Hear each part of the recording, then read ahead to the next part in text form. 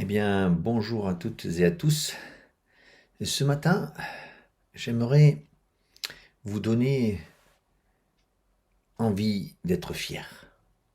J'aimerais partager un passage avec vous qui vous donne vraiment l'envie d'être fier, d'être des éléments indispensables à la construction de la maison de Dieu. Et pour cela, je vais lire avec vous dans première épître de Pierre, au chapitre 2, les versets 4 à 10. Et je lis. Approchez-vous de Christ, la pierre vivante, rejetée par les hommes, mais choisie et précieuse devant Dieu. Et vous-même, en tant que pierre vivante, laissez-vous édifier pour former une maison spirituelle, un groupe de prêtres saints, afin d'offrir des sacrifices spirituels que Dieu peut accepter par Jésus-Christ. En effet, il est dit dans l'Écriture, « Je mets dans Sion une pierre angulaire, choisie, précieuse. Celui qui croit en elle n'en aura jamais honte. » Elle est donc précieuse pour vous qui croyez. Quant à ceux qui désobéissent, la pierre rejetée par ceux qui construisaient est devenue la pierre angulaire. Elle est aussi une pierre qui fait obstacle et un rocher propre à faire trébucher.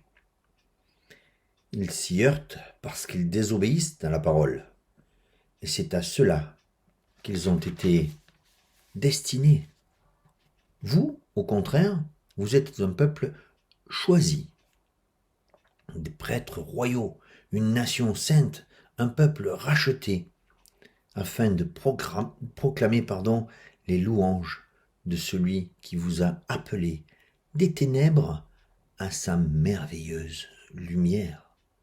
Vous qui autrefois n'étiez pas un peuple, vous êtes maintenant le peuple de Dieu. Vous qui n'aviez pas obtenu compassion, vous avez maintenant obtenu compassion. Être fier d'être un élément de construction de la maison de Dieu. Ce que je retiens dans ce passage ce matin, en tout cas la principale partie qui me touche, c'est que on voit bien la centralité de Jésus-Christ dans ce passage. Jésus-Christ est cette pierre angulaire sur laquelle va s'appuyer l'édifice tout entier. Paul nous parlait plutôt d'une image de corps humain en parlant de l'Église. Et chacun des différents enfants de Dieu pouvait en être un membre, un organe.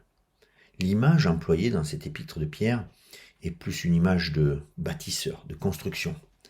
Et ça me parle, parce que je suis beaucoup moins biologiste ou anatomiste que constructeur. Et cette image me parle, cette pierre angulaire me parle. Et je voudrais juste essayer de vous montrer à quel point elle est importante dans la métaphore qui est employée ici. Construire un bâtiment, une maison, un monument, une colonne, construire quelque chose, bâtir quelque chose se fait sur un fondement solide. Ici, le fondement solide, c'est Jésus-Christ. Et pourquoi le fait-on sur un fondement solide ? Parce que quand on commence à construire quelque chose, on commence par avoir un repère. Ce repère, c'est la première pierre, celle de l'angle. Pourquoi de l'angle ? Parce qu'elle va se projeter après en 3 dimensions, d'un côté, de l'autre et vers la hauteur. C'est ici qu'on va prendre son repère. Et chaque fois qu'on ira ajouter un pan de mur, chaque fois qu'on ira ajouter une ouverture, un linteau de porte, un linteau de fenêtre, on viendra se reporter à ce point caractéristique qui était cette pierre angulaire, celle qu'on a choisie pour être celle qui va supporter et guider à la construction de l'édifice. cette notion, pour moi, est très importante. C'est pourquoi je la partage ce matin avec vous. Mais dans ce passage, il n'y a pas que cette notion de pierre angulaire. Il y a aussi la notion que chacun des enfants de Dieu est appelé à être une pierre qui apporte de la valeur à cet édifice. Les enfants de Dieu ne sont pas appelés à être les uns les autres parsemés, une pierre par-ci dans la nature, une pierre par-là. Non, une pierre taillée, une pierre modelée et une pierre à sa place pour contribuer à vraiment la magnificence de cet édifice bâti sur Jésus-Christ. Un encouragement cette semaine. Je vous invite à suivre les recommandations de David Locher hier pour cette semaine, ce défi.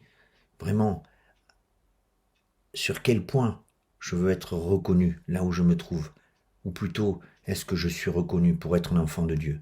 Mais je vous donne un atout ce matin. Vous pouvez être reconnu comme faisant partie de cette maison, de cet édifice, de ce temple que Dieu veut bâtir en vous utilisant.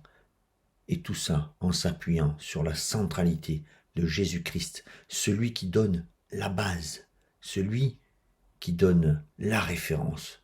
Ce matin, vraiment, gardons pour la journée dans notre cœur cette notion que Christ est notre référence jour après jour.